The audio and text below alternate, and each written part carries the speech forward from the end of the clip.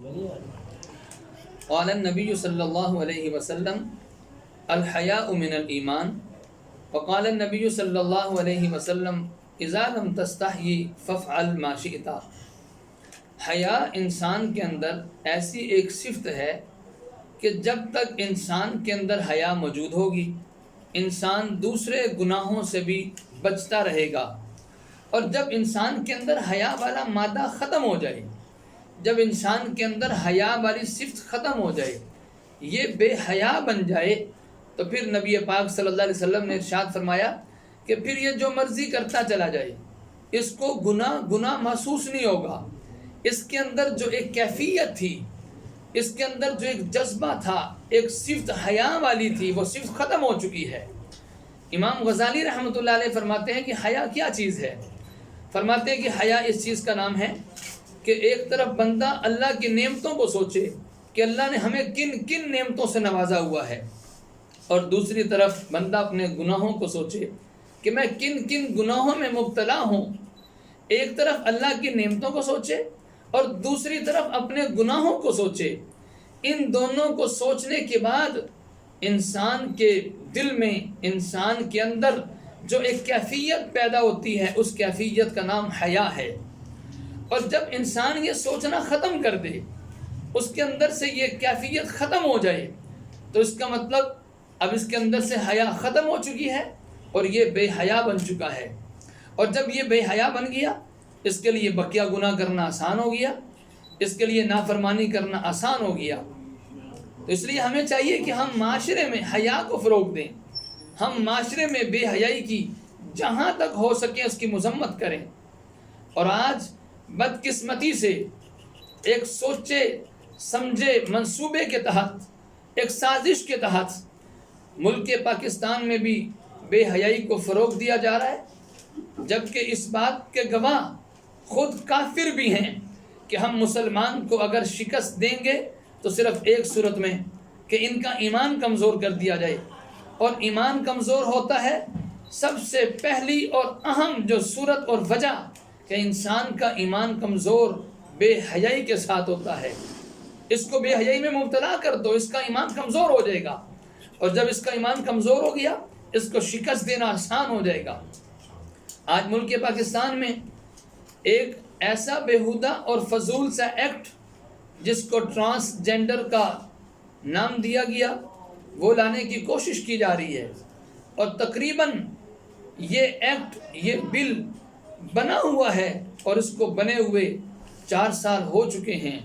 اب باقاعدہ اس کو نافذ کیا جانے لگے ہیں، باقاعدہ اس کو قانون کی شکل دی جانے لگی ہے، اور اب یہ ہمارا قانون بن جائے گا کہ اس قسم کی بے حیائی کوئی کرنا چاہے تو قانون اس کو تحفظ دے گا، قانون اس کو پکڑے گا نہیں، قانون اس کو گرفتار نہیں کرے گا، بلکہ یوں کہہ لیں کہ لیگلی طور پہ بے حیائی کو عام کیا جا رہا ہے۔ یہ کیا قانون ہے؟ یہ کیا ایکٹ ہے؟ Transgender act. یہ وہ ایکٹ ہے کہ اس کے ذریعے سے ہم جنس پرستی کو عام کیا جائے گا۔ وہ کیسے؟ وہ اس طرح کہ اگر کوئی بھی مرد خود ہی جا کر نادرا کے دفتر میں جائے، شناختی کارڈ کے دفتر میں جائے، اور وہاں جا کر اپنے آپ کو صرف یہ شو کر دے کہ اب میرے اندر مردوں والی چیز مجھے کوئی نظر نہیں آ رہی، اب میرے اندر عورتوں والی چیز نظر آ رہی ہے، میں یہ محسوس کر رہا ہوں کہ میرے اندر عورتوں والی چیزیں آ رہی ہیں، لہٰذا ہمارے نادرا کے دفتر نے اس بات کو منظور کرنا ہے، اور اس کی بات کو مانتے ہوئے اس کے شناختی کارڈ میں اس کے جنس مرد کی بجائے عورت ڈکلیئر کر دینی ہے کہ اب یہ مرد نہیں ہے، یہ عورت ہو چکا ہے۔ حالانکہ شکل و صورت کے اعتبار سے، جسم کی ساخت اور بناوٹ کے اعتبار سے، ہر اعتبار سے وہ مرد ہے، صرف اس بات پر کہ اس کے کہنے کی وجہ سے اس کو مرد کی صف سے نکال کر، مرد کی لائن سے نکال کر عورت کی لائن میں لا کھڑا کیا۔ یاد رکھیے یہ قانون اور ملکوں میں بھی ہے، لیکن شکل تھوڑی سی تبدیل ہے۔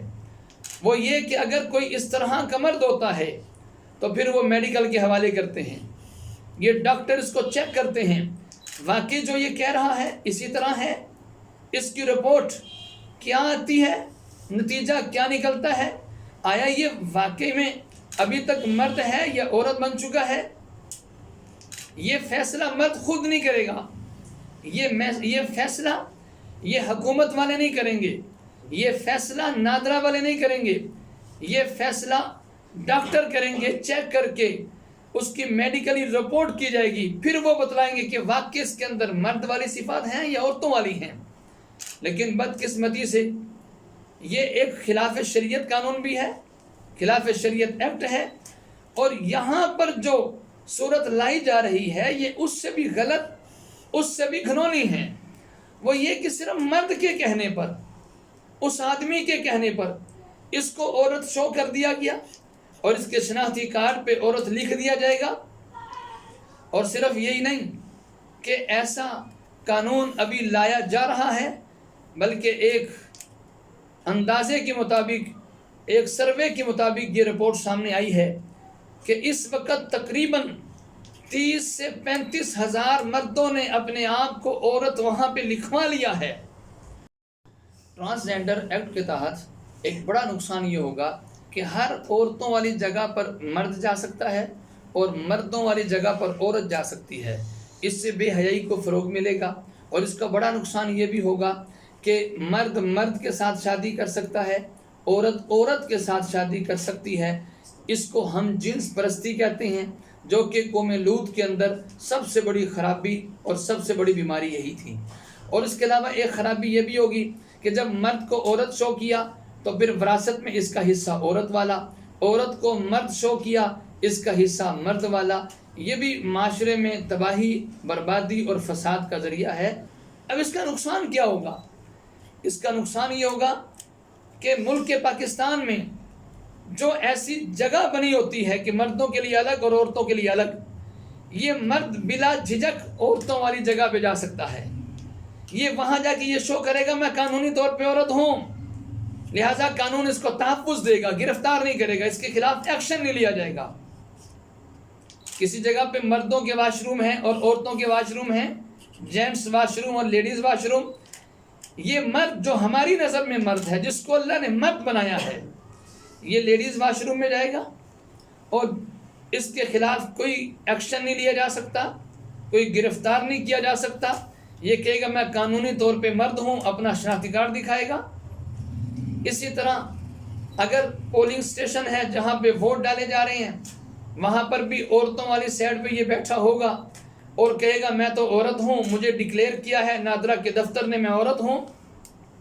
ہر ایسی جگہ جہاں پہ لکھا ہوتا ہے کہ مرد کا داخلہ منع ہے، وہاں پر اس کے لیے کوئی پابندی نہیں ہوگی، بلا روک ٹوک، بلا جھجک یہ وہاں پہ جانے کے لیے تیار ہو جائے گا اور کہے گا میں مرد ہوں ہی نہیں، مجھے تو نادرا کے دفتر میں عورت کہہ دیا ہے، عورت مجھے قانونی طور پہ لکھ دیا گیا، لہٰذا یہ بلا روک ٹوک وہاں پہ چلا جائے گا۔ اب اس سے بے حیائی نہیں پھیلے گی تو اور کیا پھیلے گا؟ ہر خواتین کی جگہ پر یہ مرد بلا جھجک، بلا روک ٹوک اور کوئی قانون کا خوف اور خطرہ نہیں، یہ وہاں پہ جا سکتا ہے۔ اور ایک اس سے بھی بڑا نقصان یہ ہوگا، اور ہوگا کیا، ہو رہا ہے، بس اب یہ لیگلی طور پہ ہونے جا رہا ہے۔ وہ کیا نقصان، وہ کیا خطرے کی بات؟